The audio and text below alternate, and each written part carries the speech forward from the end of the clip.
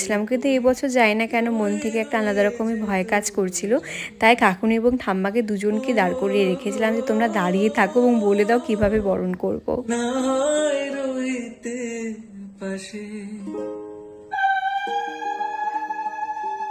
তুমি না হয় রহিতে কাছে,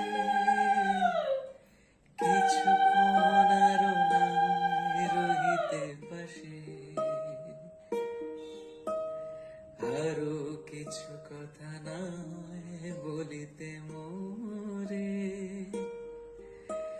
ঠাম্মা বললো বরণ করতে যখন ঢুকেইছিস তো একবারে সন্ধ্যাটাও দিয়ে দে, সন্ধ্যা যেহেতু লেগেই গেছে। তো আমি সন্ধ্যা দিয়ে দিলাম। আর দেখো এত কাছ থেকে মাকে তোমরা অনেক দিন পরে দেখতে পেলে। এদিকে বাসনপত্র সব ধোয়াধুয়ি হচ্ছে।